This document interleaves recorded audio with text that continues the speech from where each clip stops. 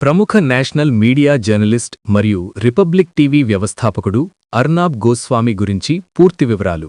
పూర్తి పేరు అర్నాబ్ రంజన్ గోస్వామి. పుట్టిన తేదీ మార్చి 7, 1973. జన్మస్థలం గౌహతి, అస్సాం. తండ్రి Manoranjan Goswami, retired army colonel మరియు బీజేపీ నాయకుడు. తల్లి సుప్రభా గైన్ గోస్వామి, రచయిత్రి. భార్య సమ్యబ్రత రే గోస్వామి, జర్నలిస్ట్ మరియు రిపబ్లిక్ మీడియా నెట్వర్క్ సహయజమాని. ఎడ్యుకేషన్ గురించి తెలుసుకుందాం. అర్నాబ్ తండ్రి ఆర్మీలో పనిచేయడం వల్ల ఆయన చదువు భారతదేశంలోని వివిధ నగరాల్లో సాగింది. పాఠశాల ఢిల్లీలోని మౌంట్ సెయింట్ మేరీస్ స్కూల్ మరియు జబల్పూర్లోని కేంద్రీయ విద్యాలయం. డిగ్రీ ఢిల్లీ యూనివర్సిటీలోని హిందూ కాలేజ్ నుండి సోషియాలజీలో BA. PG Oxford university Saint Antony's college నుండి సోషల్ ఆంథ్రపాలజీలో మాస్టర్స్ డిగ్రీ. రీసెర్చ్ కేంబ్రిడ్జ్ యూనివర్సిటీలో విజిటింగ్ ఫెలోగా కూడా పనిచేశారు. వృత్తిపరమైన ప్రస్థానం, career journey. Arnab journalism career 3 దశాబ్దాలుగా కొనసాగుతోంది. ద టెలిగ్రాఫ్, కోల్కతాలో ప్రింట్ జర్నలిస్ట్గా తన వృత్తిని ప్రారంభించారు. NDTV 1996 నుండి 2006 వరకు. ఇక్కడ న్యూస్ యాంకర్గా మంచి గుర్తింపు పొందారు. న్యూస్ నైట్ వంటి కార్యక్రమాలను నిర్వహించారు.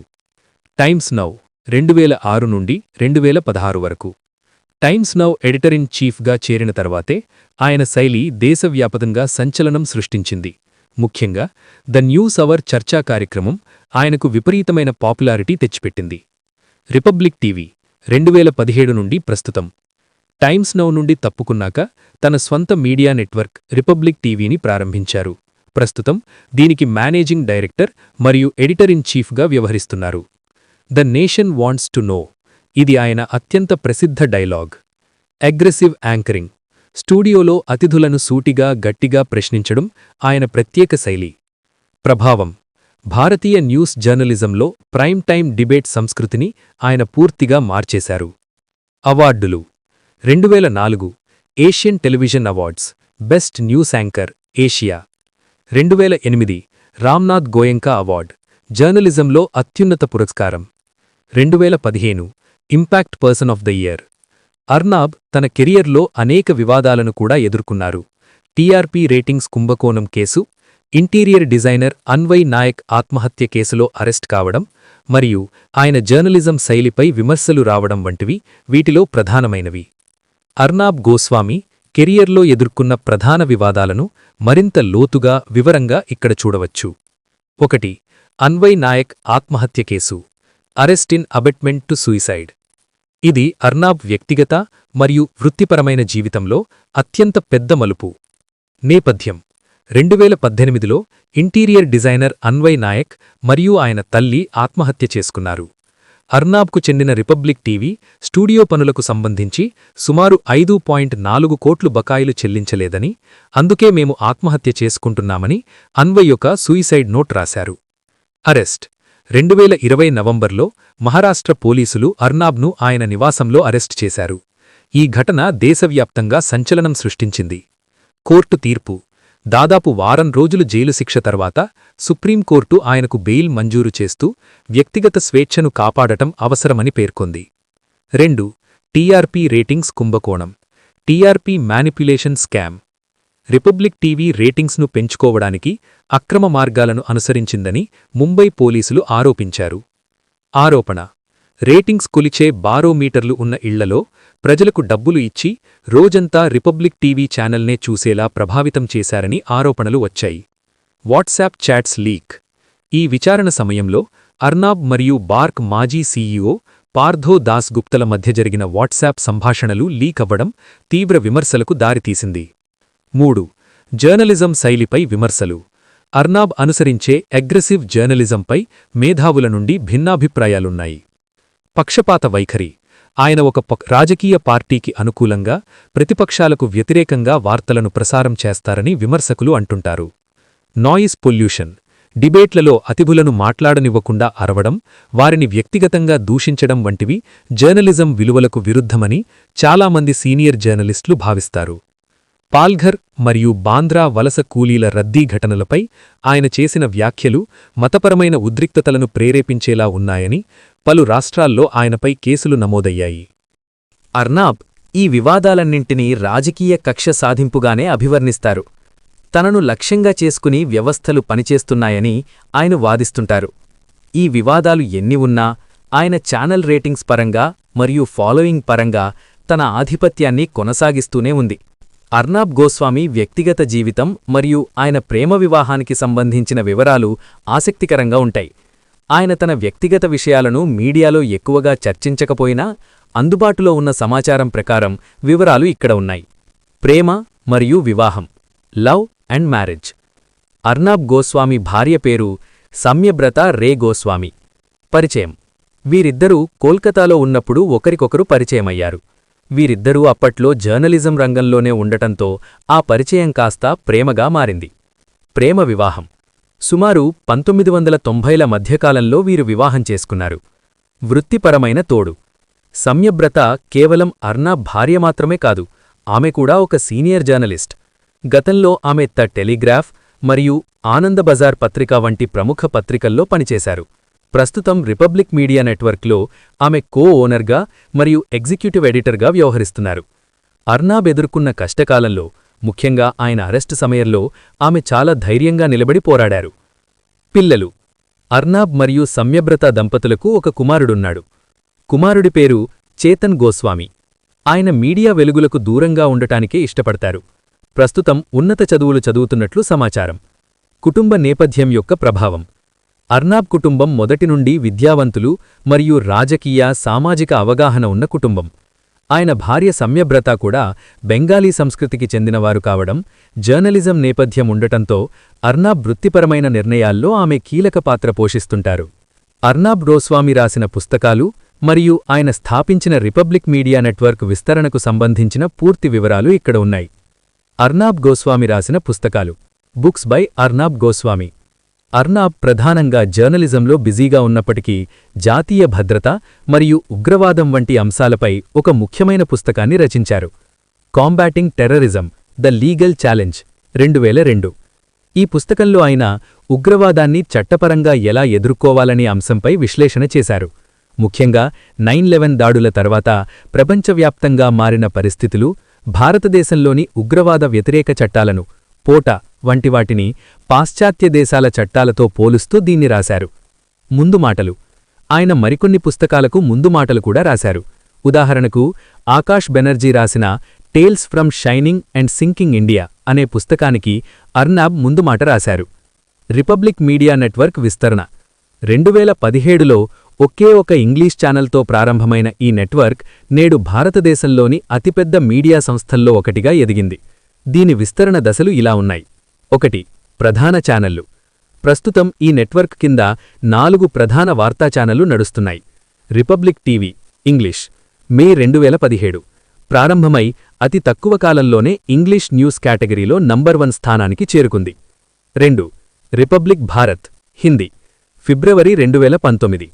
హిందీ హృదయభూమిలో, హిందీ హార్ట్లాండ్ లో ఈ ఛానల్ భారీ ఆదరణ పొందింది. 3. Republic Bengali Bengali, March 2021. పశ్చిమ బెంగాల్ మార్కెట్లోకి ప్రవేశించింది. 4. రిపబ్లిక్ కన్నడ కన్నడ వార్తారంగంలోకి, సెప్టెంబర్ 2023. కన్నడ వార్తారంగంలోకి అడుగుపెట్టింది. 2. డిజిటల్ విస్తరణ. రిపబ్లిక్ వరల్డ్.com ద్వారా డిజిటల్ ప్లాట్ఫామ్లో కూడా ఈ నెట్వర్క్ బలంగా ఉంది. ఇంగ్లీష్, హిందీ, బెంగాలీ మరియు కన్నడ భాషల్లో వెబ్సైట్లు మరియు యాప్లను నిర్వహిస్తోంది. 3. కొత్త రంగాల్లోకి ప్రవేశం. Recent ventures. రిపబ్లిక్ నెట్వర్క్ కేవలం వార్తలకే పరిమితం కాకుండా తన పరిధిని విస్తరిస్తోంది. R estate. ఇటీవల, అంటే డిసెంబర్ 2025 లేదా జనవరి 2026 నాటికి రియల్ ఎస్టేట్ రంగానికి సంబంధించిన సమాచారం మరియు విశ్లేషణల కోసం ప్రత్యేక విభాగాన్ని ప్రారంభించింది. ఆర్బిజ్. బిజినెస్ మరియు ఆర్థిక వార్తల కోసం ప్రత్యేక platform. 4. Global reach. Republic TV ప్రస్తుతం భారతదేశంలోనే కాకుండా America, USA, UK, middle east మరియు కెనడా లాంటి దేశాల్లో కూడా ప్రసారమవుతోంది. ముఖ్య గమనిక: రిపబ్లిక్ మీడియా నెట్వర్క్ యొక్క ప్రత్యేకత ఏంటంటే ఇది editor controlled company.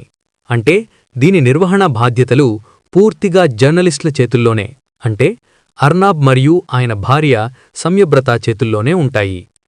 Arnab Goswami స్థాపించిన రిపబ్లిక్ మీడియా నెట్వర్క్ ఆరంభం మరియు ఆయన ఆర్థిక స్థితిగతుల గురించి అందుబాటులో ఉన్న వివరాలు ఇక్కడున్నాయి.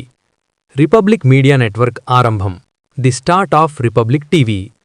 అర్నాబ్ గోస్వామి నవంబర్ 2016లో టైమ్స్ నౌ నుండి వైదొలిగిన తర్వాత తన సొంత మీడియా ప్రస్థానాన్ని ప్రారంభించారు.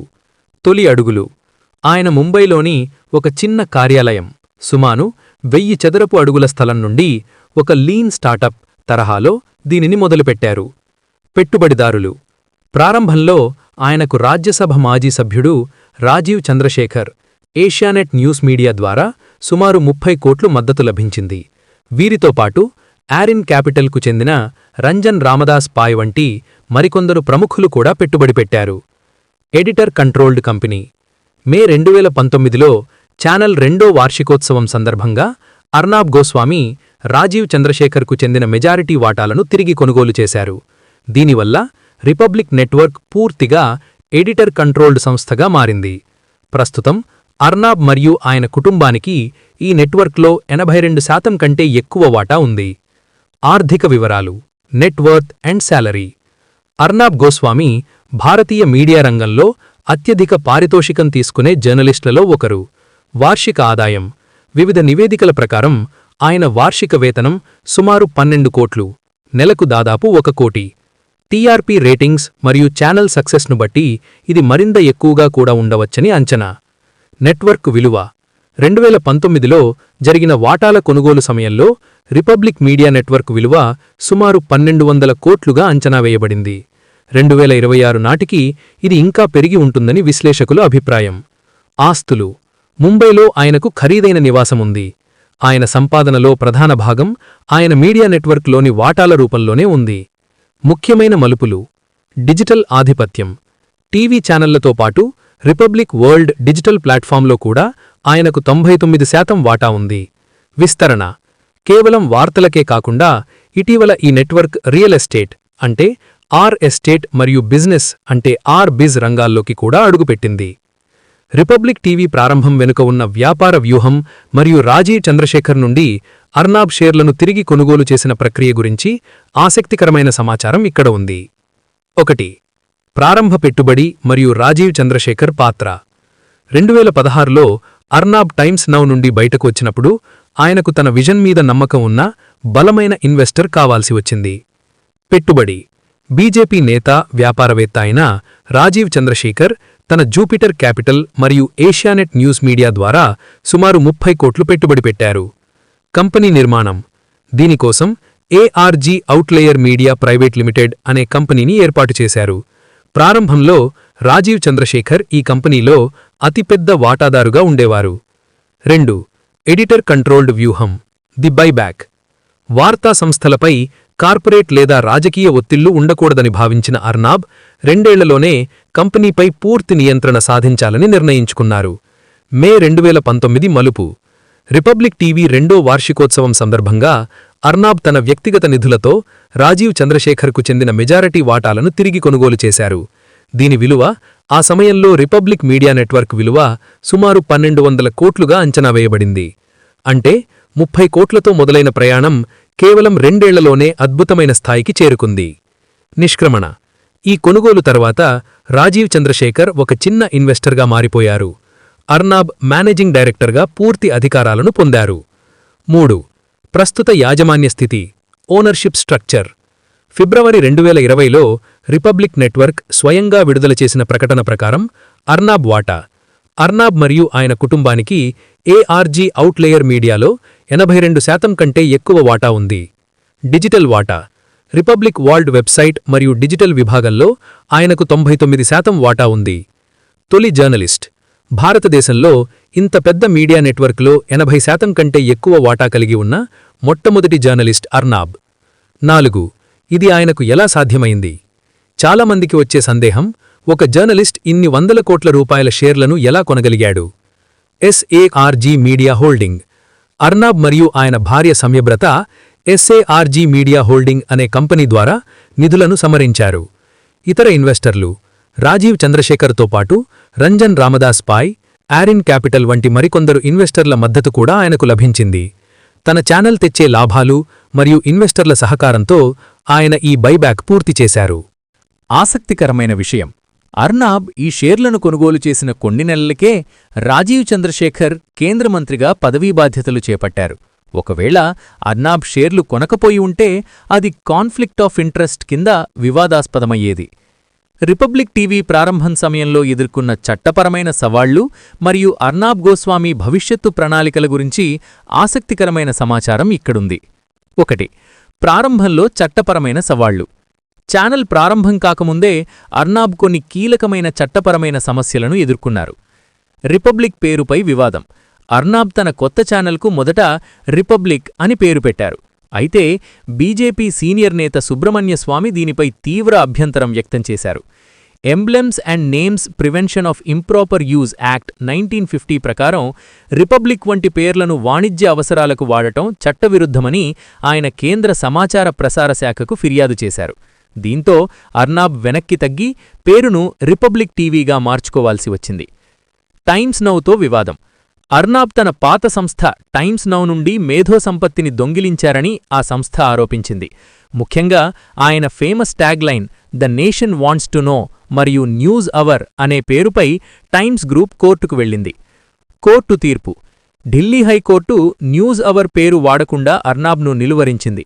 కానీ the nation wants to know అనే ట్యాగ్లైన్ను ఆయన తన ప్రసంగాల్లో లేదా చర్చల్లో వాడుకోవచ్చని, దానికి ఎటువంటి అభ్యంతరం లేదని తీర్పునిచ్చింది.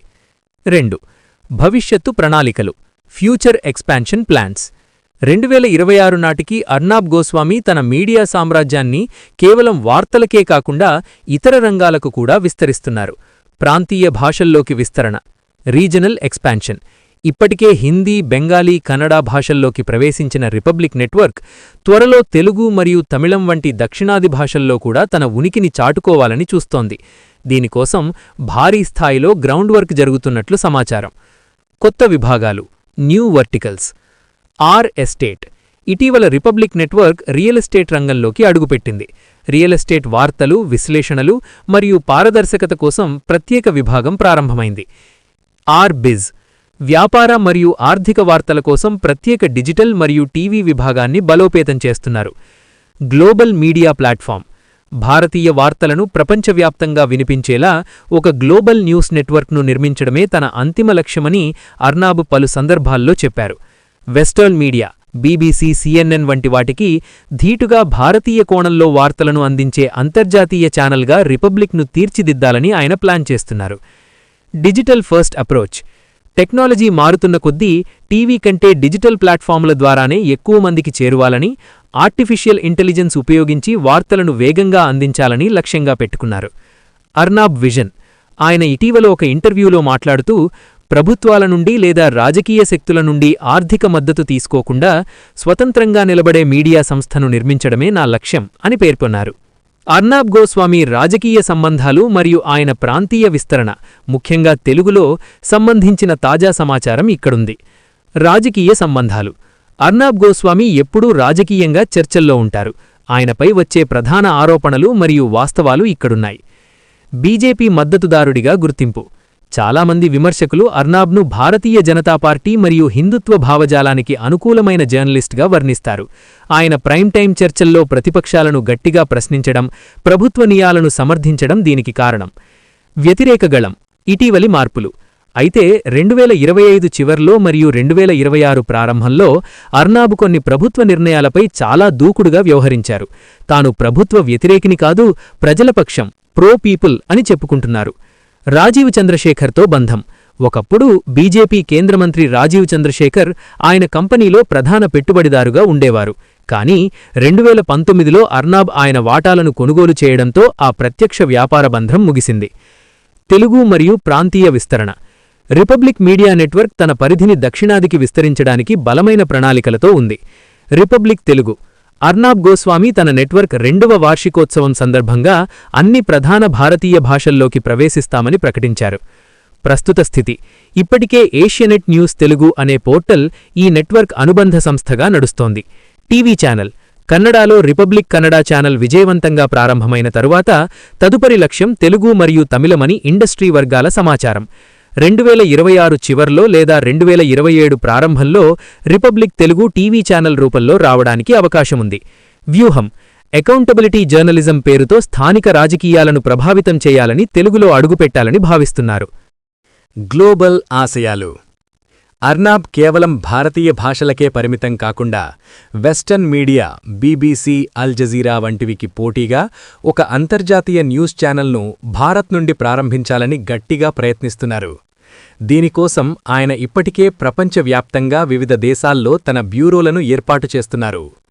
ముగింపు: అర్నాబ్ గోస్వామి వ్యూహం స్పష్టంగా ఉంది. ముందుగా హిందీ, ఇంగ్లీష్తో జాతీయ స్థాయిని శాసించడం, ఆపై ప్రాంతీయ భాషలతో తెలుగు వంటివి లోకల్ మార్కెట్ను పట్టుకోవడం, చివరగా గ్లోబల్ మీడియాగా ఎదగడం.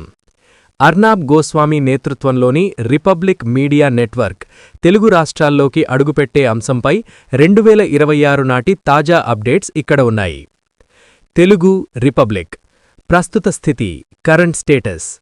ప్రస్తుతం ఫిబ్రవరి 2026 నాటికి రిపబ్లిక్ నెట్వర్క్ తెలుగులో పూర్తిస్థాయి టీవీ ఛానల్ను ఇంకా అధికారికంగా ప్రారంభించలేదు. అయితే దీనికి సంబంధించిన గ్రౌండ్ వర్క్ మరియు ప్రయత్నాలు గత కొద్దికాలంగా ముమ్మరంగా సాగుతున్నాయి. Digital presence. రిపబ్లిక్ తన తెలుగు కార్యకలాపాలను ప్రస్తుతానికి డిజిటల్ ప్లాట్ఫామ్స్, వెబ్ మరియు సోషల్ మీడియా ద్వారా నడిపిస్తోంది.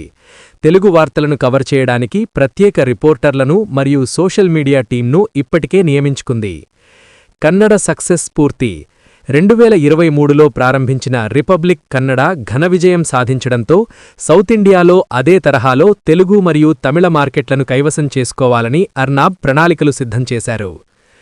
ప్రయత్నాలు ఏ స్థాయిలో ఉన్నాయి? అర్నాబ్ గోస్వామి తన నెట్వర్క్ను విస్తరించడానికి అనుసరిస్తున్న వ్యూహాలు ఇవే. హైదరాబాద్లో బ్యూరో విస్తరణ. రిపబ్లిక్ నెట్వర్క్ తన హైదరాబాద్ బ్యూరోను మరింత బలోపేతం చేసింది. గతంలో కేవలం నేషనల్ న్యూస్ కోసం మాత్రమే ఇక్కడ టీం ఉండేది. ఇప్పుడు లోకల్ రాజకీయాలు మరియు ఇన్వెస్టిగేటివ్ రిపోర్ట్స్ కోసం ప్రత్యేక విభాగం పనిచేస్తోంది. ఏషియానెట్ న్యూస్ సహకారం. అర్నాబ్ పాత ఇన్వెస్టర్ రాజీవ్ చంద్రశేఖర్కు చెందిన ఏషియానెట్ ఇప్పటికే తెలుగులో బలమైన నెట్వర్క్ను కలిగి ఉంది. వీరి మధ్య ఉన్న వ్యాపార అనుబంధం కారణంగా మౌలిక సదుపాయాల విషయంలో రిపబ్లిక్కు కొంత వెసులుబాటు ఉంది. Investigative journalism. తెలుగులో అడుగుపెట్టేటప్పుడు మామూలు వార్తల కంటే ప్రభుత్వాలను ప్రశ్నించే హై డెసిబుల్ డిబేట్స్ మరియు సంచలనాత్మక ఇన్వెస్టిగేటివ్ వార్తలతో రావాలని అర్నాబ్ భావిస్తున్నారు. ఎప్పుడు ప్రారంభం కావచ్చు? Expected launch. మీడియా వర్గాల విశ్లేషణ ప్రకారం టైమ్ లైన్ 2026 ద్వితీయార్ధంలో లేదా 2027 ప్రారంభంలో రిపబ్లిక్ తెలుగు శాటిలైట్ ఛానల్ రూపంలో వచ్చే అవకాశముంది. వ్యూహం: 2028లో జరగబోయే ఎన్నికలను దృష్టిలో ఉంచుకొని కనీసం ఏడాది ముందే ఛానల్ను క్షేత్రస్థాయిలోకి తీసుకురావాలని అర్నాబ్ ప్లాన్ చేస్తున్నారు. అర్నాబ్ ఇటీవల చేసిన వ్యాఖ్యలు. ఇటీవల జరిగిన ఒక సమ్మిట్లో అర్నాబ్ మాట్లాడుతూ, భారతదేశంలోని ప్రతి ఇంట్లో రిపబ్లిక్ వాయిస్ వినిపించాలి, అది వారి సొంత భాషలోనే ఉండాలి అని పేర్కొన్నారు. ఇది తెలుగు రాష్ట్రాలైన ఆంధ్రప్రదేశ్ మరియు తెలంగాణ ప్రజలను ఉద్దేశించినదేనని స్పష్టమవుతోంది. అర్నాబ్ గోస్వామి నేతృత్వంలోని రిపబ్లిక్ మీడియా నెట్వర్క్ జాతీయ స్థాయిలో ఏ విధంగా పోటీని ఎదుర్కొంటోంది, అలాగే తెలుగు మీడియా రంగంలోకి అడుగుపెడితే ఆయనకు ఎదురయ్యే వ్యాపార ప్రత్యర్థులు మరియు సవాళ్ల గురించి విశ్లేషణ ఇక్కడ ఉంది. 1. జాతీయ స్థాయి వ్యాపార ప్రత్యర్థులు. అర్నాబ్ తన దూకుడుతో జాతీయ మీడియాలో ఇప్పటికే ఉన్న దిగ్గజాలను సవాలు చేశారు. ప్రధానంగా వీరు ఆయనకు పోటీగా ఉన్నారు. Times now group. Times now. Arnab గతంలో ఇక్కడే పనిచేశారు. ఆయన వెళ్లిపోయిన తర్వాత కూడా టైమ్స్ నౌ ఆయనకు ప్రధాన ప్రత్యర్థిగా కొనసాగుతోంది. India Today group. India Today, Aaj Tak. Arun పురి నేతృత్వంలోని ఈ సంస్థ అర్నాబ్ శైలిని తరచుగా విమర్శిస్తుంది. రేటింగ్స్ యుద్ధంలో అర్నాబ్కు వీరి నుండే గట్టి పోటీ ఉంటుంది.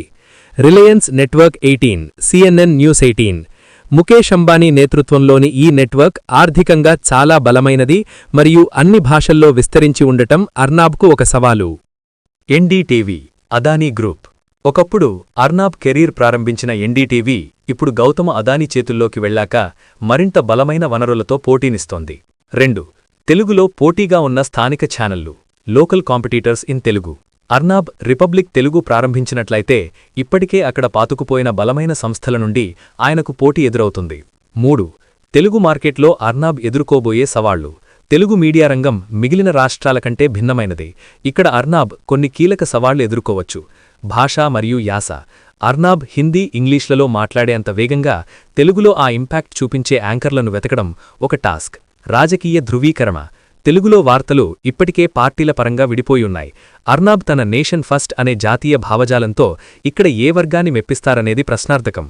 Local content. కేవలం నేషనల్ న్యూస్ కాకుండా గల్లీలో జరిగే సమస్యలపై రిపబ్లిక్ నెట్వర్క్ ఎంతవరకు స్పందిస్తుందనేది ముఖ్యం. వ్యాపార వ్యూహం. ఇప్పటికే తెలుగులో యాడ్ మార్కెట్ నిండిపోయింది. కొత్తగా వచ్చే ఛానల్కు రెవెన్యూ జనరేట్ చేయడం పెద్ద ఛాలెంజ్. విశ్లేషణ. అర్నాబ్ తనద డిబేట్ కాన్సెప్ట్ను తెలుగులోకి తెస్తే మొదట్లో కేవలం అర్బన్ ఆడియన్స్, హైదరాబాద్, విశాఖపట్నం వంటి నగరాలు మాత్రమే ఆకర్షితులయ్యే అవకాశముంది. కానీ కన్నడలో ఆయన సక్సెస్ అయిన తీరు చూస్తే తెలుగులో కూడా ఏదో ఒక సంచలనంతోనే అడుగుపెట్టేలా కనిపిస్తున్నారు. 1. Debate culture. నాణానికి ఎండు పార్శ్వాలు. అర్నాబ్ ప్రవేశపెట్టిన అగ్రెసివ్ డిబేట్ శైలి భారతీయ మీడియా ముఖచిత్రాన్ని మార్చేసింది. దీనిపై భిన్నాభిప్రాయాలున్నాయి. పాజిటివ్ కోణం, ఇంపాక్ట్. అర్నాబ్ కంటే ముందు న్యూస్ చర్చలు చాలా నిదానంగా, మొక్కుబడిగా సాగేవి. ఆయన వచ్చిన తర్వాత వార్తలను సామాన్యుడికి అర్థమయ్యేలా ఉత్కంఠభరితంగా మార్చారు. రాజకీయ నాయకులను సూటిగా ప్రశ్నించడం, తప్పు చేసినప్పుడు నిలదీయడం అనే ధోరణి ప్రేక్షకులకు నచ్చింది. నెగిటివ్ కోణం, క్రిటిసిజం. చర్చల్లో ఇతరులను మాట్లాడనివ్వకపోవడం, ఒకేసారి 10 మంది అరవడం, నాయిస్ మరియు ఏకపక్షంగా తీర్పులు చెప్పేయడం అనేది జర్నలిజం విలువలకు విరుద్ధమని విమర్శకులంటారు. తెలుగు మీడియాపై ప్రభావం. తెలుగు రాష్ట్రాల్లో ఇప్పటికే న్యూస్ వార్స్ నడుస్తున్నాయి. టీవీ9, ఏబిఎన్, ఎన్టీవీ వంటి ఛానళ్లు ఇప్పటికే దూకుడుగా ఉంటాయి. అర్నాబ్ తెలుగులోకి వస్తే ఈ హై వోల్టేజ్ డ్రామా మరింత పెరగవచ్చు. దీనివల్ల అసలు వార్త కంటే యాంకర్ల హడావిడికే ప్రాధాన్యత పెరగొచ్చు. 2. నిధుల సమీకరణ. Funding and business model. Republic media network ఎలా ఆర్థికంగా నిలదొక్కుంది అనేది ఒక కేస్ స్టడీ. తొలి పెట్టుబడి 2017లో ప్రారంభించినప్పుడు సుమారు 56 కోట్ల నుండి 100 కోట్ల మధ్య పెట్టుబడితో మొదలైంది. ఇందులో రాజీవ్ చంద్రశేఖర్, మోహన్ దాస్ పాయ్, ఇన్ఫోసిస్ మాజీ అధికారి, రంజన్ పాయ్, మణిపాల్ గ్రూప్ వంటి దిగ్గజాలు ఇన్వెస్టర్లుగా ఉన్నారు. బైబ్యాక్. 2019లో అర్నాబ్ తన సొంత నిధులతో రాజీవ్ చంద్రశేఖర్ వాటాలను కొనుగోలు చేశారు. ఇప్పుడు ఆయన కంపెనీలో దాదాపు 82% వాటా అర్నాబ్ మరియు ఆయన భార్యకే ఉంది. ప్రస్తుత ఆదాయ వనరులు. ప్రకటనలు, యాడ్స్. రిపబ్లిక్ టీవీ మరియు రిపబ్లిక్ భారత్ రేటింగ్స్లో టాప్లో ఉండడం వల్ల వీరికి భారీగా యాడ్ రెవెన్యూ వస్తుంది. Distribution network. కేబుల్ మరియు డీటీహెచ్ ఆపరేటర్లతో కుదుర్చుకున్న ఒప్పందాల ద్వారా ఛానల్ రీచ్ పెంచుకున్నారు. Digital wing. Republic world website ద్వారా వచ్చే డిజిటల్ యాడ్స్ కూడా ప్రధాన వనరు. 3. తెలుగులో అర్నాబ్ సవాలు. తెలుగు మార్కెట్లోకి రావాలంటే అర్నాబ్కు భారీ నిధులు అవసరం. ఎందుకంటే ఇక్కడ ప్రతి రాజకీయ పార్టీకి అనుబంధంగా ఒక ఛానల్ లేదా సపోర్టింగ్ ఛానల్ ఇప్పటికే ఉంది. ఆసక్తికరమైన మలుపు. 2025-26లో టీడీపీ ప్రతినిధులతో జరిగిన కొన్ని చర్చల్లో అర్నాబ్ చాలా ఘాటుగా స్పందించారు. ఇది తెలుగు రాజకీయ వర్గాల్లో పెద్ద చర్చకు దారితీసింది. అంటే ఆయన ఇంకా తెలుగు ఛానల్ పెట్టకముందే ఇక్కడి రాజకీయాలపై తన ప్రభావం చూపడం మొదలుపెట్టారు. అర్నాబ్ గోస్వామి జర్నలిజంలో నేషన్ ఫస్ట్ అనేది కేవలం ఒక ట్యాగ్లైన్ మాత్రమే కాదు, అది ఆయన రిపబ్లిక్ మీడియా నెట్వర్క్ యొక్క పునాది సిద్ధాంతం. దీనిపై జర్నలిజం వర్గాల్లో, ప్రజల్లో భిన్నాభిప్రాయాలున్నాయి. వాటిని వివరంగా చర్చిద్దాం.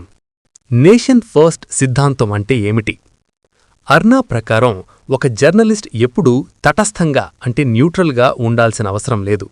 ముఖ్యంగా దేశ ప్రయోజనాల విషయంలో తటస్థత అనేది ఒక నేరం అని ఆయన నమ్ముతారు. స్పష్టమైన స్టాండ్. జాతీయ భద్రత, ఉగ్రవాదం లేదా సైన్యం వంటి విషయాలు వచ్చినప్పుడు జర్నలిస్టులు దేశం వైపు అంటే ప్రో ఇండియా మాత్రమే నిలబడాలి. ప్రశ్నించే హక్కు. దేశానికి వ్యతిరేకంగా మాట్లాడేవారు లేదా దేశ సమగ్రతను దెబ్బతీసే ప్రయత్నం చేసేవారిని యాంటీ నేషనల్స్ అంటూ బహిరంగంగా నిలదీయడమే ఈ సిద్ధాంతం యొక్క ముఖ్య ఉద్దేశం. ఈ సిద్ధాంతంపై విమర్శలు మరియు ఆరోపణలు. అర్నాబ్ అనుసరించే ఈ జాతీయవాద జర్నలిజంపై మేధావులు, తోటి జర్నలిస్టుల నుండి కొన్ని తీవ్రమైన విమర్శలున్నాయి. ప్రభుత్వ పక్షపాతి ముద్ర. నేషన్ ఫస్ట్ పేరుతో ఆయన కేవలం అధికార పార్టీ అంటే బీజేపీ ఎజెండానే మోస్తున్నారని విమర్శకులంటారు. ప్రభుత్వం చేసే తప్పులను ప్రశ్నించకుండా కేవలం ప్రతిపక్షాలను టార్గెట్ చేయడం జర్నలిజం కాదు అనేది వారి వాదన. Hyper nationalism. చిన్న చిన్న విమర్శలను కూడా దేశద్రోహంగా చిత్రించడం వల్ల సమాజంలో అసహనం పెరుగుతోందని, భిన్నాభిప్రాయాలకు చోటు లేకుండా పోతోందని విమర్శలున్నాయి. వ్యక్తిత్వ హననం. తన డిబేట్లలో ఎవరైనా తన అభిప్రాయంతో విభేదిస్తే వారిని అర్బన్ నక్సల్స్ లేదా లటియన్స్ మీడియా అంటూ ముద్రవేయడం ద్వారా వారిని మానసిక దెబ్బతీస్తారని ఆరోపణలున్నాయి. 2025-26లో వచ్చిన మార్పు అంటే రీసెంట్ షిఫ్ట్స్. ఆసక్తికరమైన విషయమేంటంటే ఇటీవల అంటే డిసెంబర్ 2025, ఫిబ్రవరి 2026 మధ్య అర్నాబ్ తన నేషన్ ఫస్ట్ నిర్వచనాన్ని కొంత విస్తరించినట్లు కనిపిస్తోంది. ప్రభుత్వాన్ని ప్రశ్నించడం. గతంలో కంటే భిన్నంగా ఇప్పుడు పర్యావరణ సమస్యలు, వాయు కాలుష్యం మరియు రైల్వే విమానయాన భద్రత వంటి అంశాలపై కేంద్ర ప్రభుత్వాన్ని, సంబంధిత మంత్రులను అర్నాబ్ నిలదీస్తున్నారు. క్రెడిబిలిటీ కోసం ప్రయత్నం. తాను కేవలం ఒక పక్షానికే అనుకూలం కాదని, ప్రజల సమస్యలపై కూడా స్పందిస్తానని నిరూపించుకోవడానికి ఆయన తన చర్చా శైలిని కొంత మార్చుకుంటున్నట్లు విశ్లేషకులు భావిస్తున్నారు. మీడియా ప్రపంచంపై ప్రభావం. అర్నాబ్ తెచ్చిన ఈ సిద్ధాంతం ఇతర ఛానళ్లను కూడా ప్రభావితం చేసింది. అనుకరణ. నేడు చాలా ప్రాంతీయ ఛానళ్లు అంటే తెలుగుతో సహా అర్నాబ్ తరహాలోనే గట్టిగా అరుస్తూ దేశభక్తి అంశాలను ప్రధానంగా ప్రసారం చేస్తున్నాయి. Market success. ప్రజలు న్యూట్రల్ న్యూస్ కంటే ఒక స్పష్టమైన స్టాండ్ తీసుకునే వార్తలనే ఎక్కువగా ఇష్టపడుతున్నారని రేటింగ్స్ నిరూపిస్తున్నాయి. అర్నాబ్ గోస్వామి దృష్టిలో జర్నలిజం అనేది కేవలం సమాచారం ఇవ్వడం కాదు, అది ఒక మార్పుకి నాంది పలకాలి. అది దేశం కోసమైతే మరింత మంచిది అనేది ఆయన భావన. అయితే అది జర్నలిజం యొక్క మౌలిక సూత్రమైన నిష్పాక్షికతను దెబ్బతీస్తోందా లేదా అనేది నిరంతరం సాగే చర్చ.